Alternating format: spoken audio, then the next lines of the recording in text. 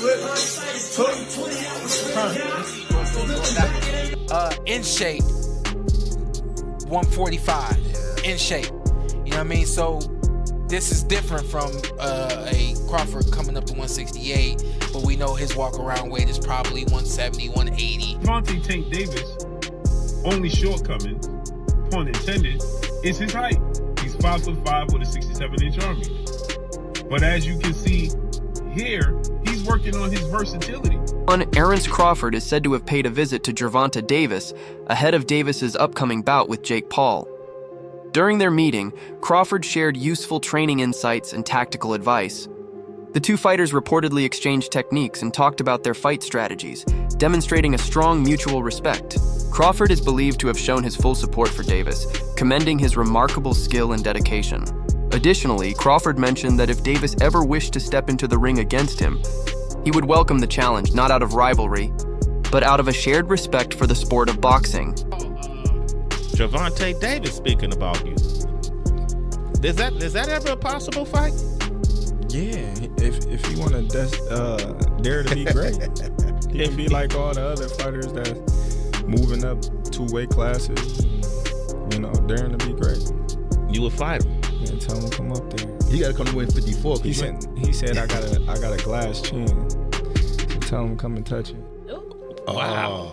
Man. Gervonta said you got a glass. He said I got a glass chin. Tell him to come and touch it. At 147? At 147. I'll make 147 for him. Ooh, see, oh man. You're gonna have a pre-camp. Then what the people gonna say? Oh, he's beating up on little guys. I don't know. Gervonta Davis seems to be adopting techniques similar to those of Terence Crawford, known for his technical mastery in boxing. Crawford's preparation for his fight against Canelo Alvarez gained attention due to his frequent stance changes, excellent balance, and unpredictable rhythm. Davis now appears to be incorporating these elements into his own style. Recent training footage reveals him experimenting with his footwork, altering angles, and even switching stances mid-combination, a move that hasn't been common for him before. Analysts think Davis isn't just drawing inspiration from Crawford, but is also influenced by Jiren "Boots" Ennis, who is well known for his ability to fight effectively from both stances. This evolving approach suggests that Davis plans to catch everyone off guard in his upcoming bout against Jake Paul. Right. This is scary. Gervonta Tank Davis is working on his versatility. We already know he has that ultimate equalizer, that special God-gifted one-punch knockout power. But he also can box. Gervonta Tank Davis, he's very durable, has a chin, never seen him visibly hurt. Gervonta Tank Davis also has great footwork and foot placement. And here you see Gervonta Tank Davis' only shortcoming, pun intended, is his height. He's 5'5" with a 67-inch arm reach. But as you can see here, he's working on his versatility. He's now working on fighting orthodox. He's naturally a southpaw. Now he's working on fighting orthodox. Great switch hitters, no diddy, in the sport of boxing. Showbiz the Adult, a respected boxing analyst, emphasized that the upcoming bout between Tank and Jake needs to deliver excitement. He pointed out that many expect the fight to resemble a light sparring match, with both fighters holding back to avoid looking bad.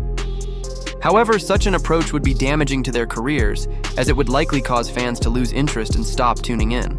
Given the large followings that both Tank and Jake have, the fight must be intense and engaging.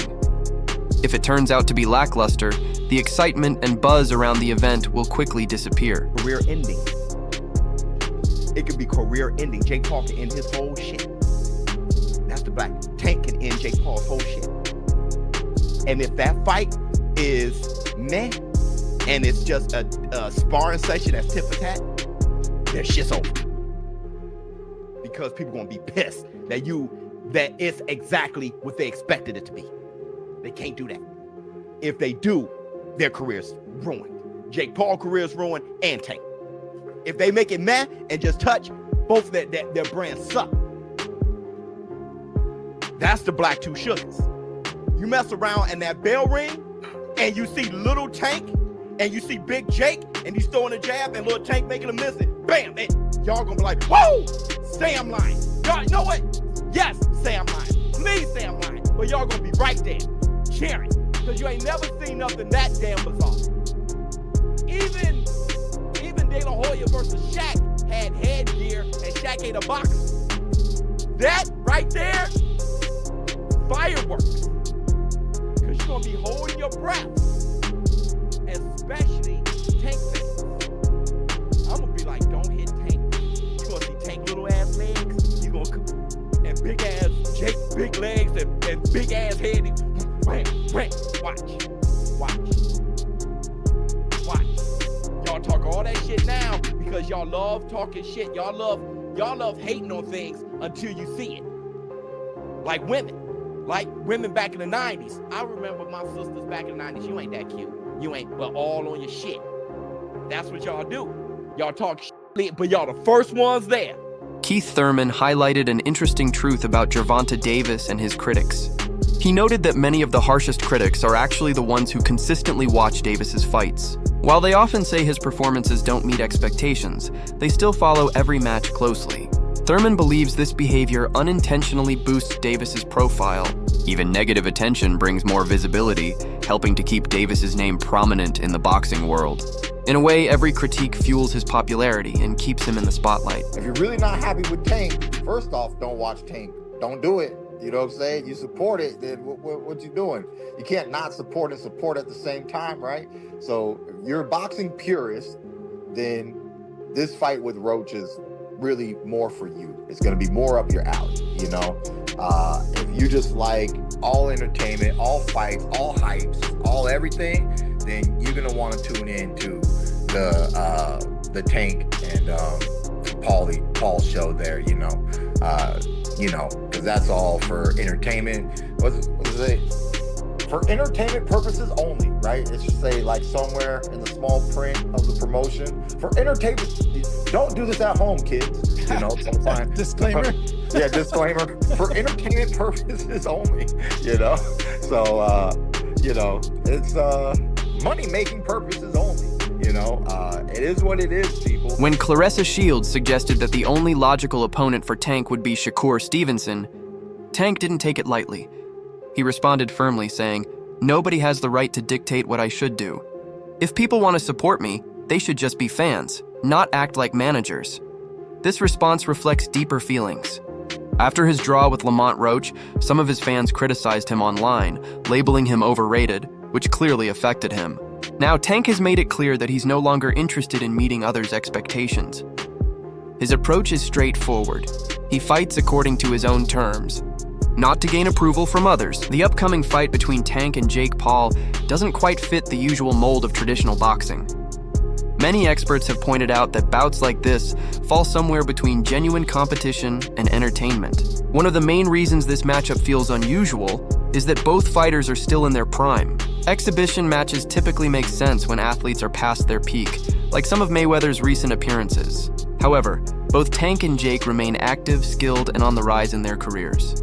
This creates an odd mix, blurring the boundaries between a serious boxing match and a viral entertainment spectacle. And it says that, you know, pretty much the only people that can beat him is Shakur Stevenson, and I don't know who else he said. She thought that at a point in time that Devin Haney could beat him, but now she doesn't believe that. But so really the only fight that there is for Gervonta Davis is Shakur.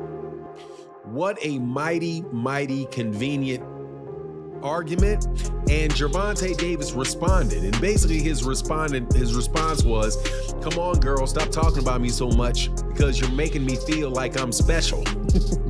Right? So he pretty much just, you know, kind of blows it off. But I really think that there's something much deeper going on here, and it is that this, and I said it again, I said it in another video, I'll say it in this one, the Bud Buddies. The Bud Buddies are a crew of boxers that all hang around and worship Terence Bud Crawford. And the main two members of it, besides the people that are actually in Terence Crawford's camp, as fighters are Shakur Stevenson and Clarissa Shields without a doubt. Clarissa Shields is a huge backer of Terence and a huge backer of Shakur Stevenson. At the end of the day, the only thing she really cares about is what's in the best interest of Shakur Stevenson. And anything and everything she say is angled that way to get Gervonta Davis to do something that Shakur Stevenson wants him to do, which is really do all the hard work and then be there for Shakur Stevenson to become a star at the end of it. I'm telling you, man, I believe that to the bottom of my soul, that is the same plan that Terence Crawford ran on Errol Spence Jr. Another factor causing concern about this fight is the significant weight gap between the fighters. Jake Paul typically weighs close to cruiserweight, while Tank Davis usually competes in the lightweight to super lightweight categories, a difference of roughly 60 to 70 pounds. Weight classes exist for a reason, to protect fighters from uneven power and potential harm. If matches like this start becoming common, it calls into question the purpose of having weight divisions at all. The danger is obvious, even if it's labeled as an exhibition. Such a physical mismatch could lead to unfair or unsafe situations. Fights like this with fighters pretty much in their prime. But other than the size mismatch, most people are wondering why has Tank taken this fight? And those were the first questions targeted to Tank in this presser. Because usually these sorts of bouts are relegated to the latter part of your career. And for most Gervonta Davis supporters, they thought they would get the big fights next, the Shakurs. They didn't think he would be fighting Jake Paul. Although Tank tried to push it off as fans should just be happy watching the sport and hey, haters will be haters, I think that's quite unfair to the people who have been loyal supporters of him and honestly have paid his bills. He tried to compare the level of criticism he gets to the likes of Mayweather, but the difference is with his mentor Floyd, he really did fight a lot of champs in their prime. Has Tank? Well, not really. The most notable fight he's recently had that the people actually wanted was the Ryan Garcia fight, and the only reason he took that fight was because everything was on his terms. And other than the Ryan fight over the last couple years, it's either been people who aren't in his weight division, which he's pulling up, or fighters ranked in the lower half of the top 10 lightweight list. The fights people have truly wanted to see just have never materialized, and simply that's why people criticize him. If the likes of Crawford never fought Spence or Usyk never fought Fury or Joshua, they would have caught the same level of flack. The reason why fighters like them are applauded is because generally they take on whatever challenge is in front of them. Tank instead, his whole career has bobbed and weaved around the most significant challenges that the people actually want to see unless he has everything his way. The result of the Jake Paul versus Tank Davis fight isn't just about who's stronger or more skilled, it could shape the future of boxing itself. If Jake comes out on top, it might encourage more exhibition-style matches between influencers and professional fighters, shifting the spotlight from traditional championship bouts to social media-driven events. This could lead fans to see real boxing as dull and prefer spectacle over skill. Conversely, if Tank wins decisively, it could reaffirm the importance of genuine boxing talent over celebrity hype. Despite the criticism surrounding the fight, many people are curious to see how it plays out. Some fans find regular boxing matches slow or predictable compared to Jake's wild, unconventional style full of surprises. Bringing Tank into the mix only raises the stakes. This could even bring back viewers who've lost interest in traditional boxing, not for the competition, but for the entertainment. Odd as it may seem, this fight reflects what today's audience seems to want. Something chaotic, unpredictable, and controversial. Assuming there's no rehydration clause, which I don't believe there is, he'll probably weigh around 215 pounds in the ring. That means there's a sort of a 60 to 70 pound difference between the two men in the ring on fight night, which is absolutely enormous. There are weight classes for a reason in boxing, and this is the sort of thing that is typically not allowed or permitted. And like I said in my intro, it goes to the heart of that key question in boxing, which is how big is too big? It's the reason that the pound for pound list exists, where we kind of imagine if everybody was the same size, who's the best, who's number one? It's a debate that rages on and on and on. And so when I see a fight like this, I think the hardcore boxing fans, generally speaking, have felt frustrated by it. Yes, because we want Gervonta Davis as part of the actual sport, competing for world titles against the other elite guys in his weight class, but also because if he gets knocked out and loses to Jake Paul, it creates this illusion that Jake Paul's much better than he actually is. And so I guess the question for me is, can Gervonta Davis beat Jake Paul, or will Jake Paul simply be too massive? Can Jake Paul use his size, or will Gervonta Davis simply be too skilled? What's the answer here? And in trying to answer this, I looked to history, and there's one fight that immediately popped out of my mind, and I thought, I wonder what the size difference was there. In fact, it may even be more significant. And it was, and the small guy won. Some of you might be thinking about it right now. It's when David Haye took on the monster, the absolutely ginormous human being, Nikolai Valuev. I think it took place around 2009. So at the time, I was literally a teenager. I didn't have a clue what I was looking at, and I'd fully bought into this David versus Goliath story. But I think it's an excellent example here to draw comparisons between the Gervonta Davis-Jake Paul fight to try and understand whether or not this is a good template and blueprint to try and predict and understand what the size difference might look like in the ring. Now, David Haye was 6'3" and was 217 pounds for the Valuev fight, whereas Valuev was 7 foot tall and weighed 316 pounds. Promoter Eddie Hearn offered a sharp perspective on this matchup, stating, "Boxing and entertainment are two very different things. When you mix them, the sport risks losing its identity." He views the Tank versus Jake fight not as a genuine competition, but as a business-driven spectacle focused on attention and profits rather than legacy or titles. Hearn warned that accepting these kinds of fights could harm boxing's credibility.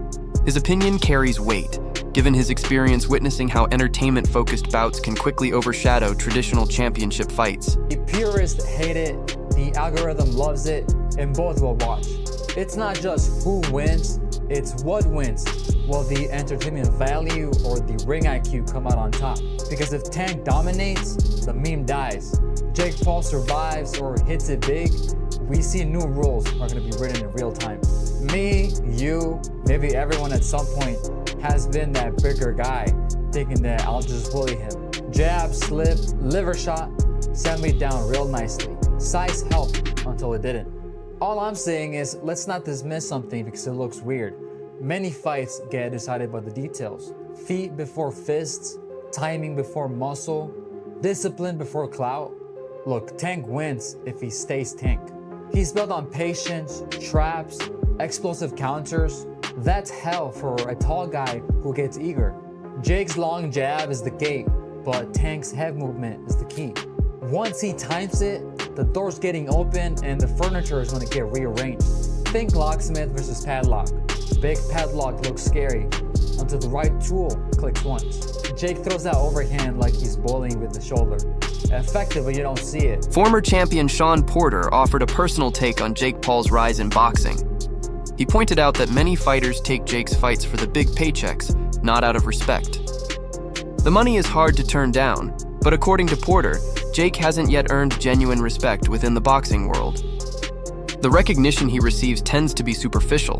People admire his business savvy more than his boxing ability. Jake's team is skilled at marketing him, but true respect in the sport comes from facing and defeating top-level opponents, something that money alone can't buy. This fight highlights how boxing is increasingly becoming a business-driven sport. For Jake, it's an opportunity to prove he belongs among real fighters. For Tank, it's a chance to see how far his brand can extend beyond boxing. Both are powerful marketers in their own right. Jake through showmanship, Tank through skill. Always said that there was a chance that Jake would fight in November. I think, wasn't I the one that broke Jake Paul against Gervonta Davis 6 months ago or something? I knew that they'd agree that deal. I didn't know they were about to announce it then, but I did know that they'd agreed that deal previously. So I don't like it, if I'm honest. I mean, I think we need to really differentiate between boxing and an entertainment concept, and that's what that is. It's a freak show, it's entertainment, it's a lightweight fighting a cruiserweight, you know, with, I don't know, is it bigger gloves and certain minutes per round? I don't know what it is, but, you know, I understand the market and I understand this freak show, shock kind of the world mentality of people potentially tuning in. Is that a step too far? Maybe. I mean, I hated Jake Paul against Mike Tyson, but it did massive numbers. I hate Jake Paul against Gervonta Davis. It'll probably do massive numbers. So that's when you really have to differentiate yourself between, just because you don't like it doesn't mean it isn't going to do good business. That wraps up today's video. Be sure to stay tuned for what's coming next.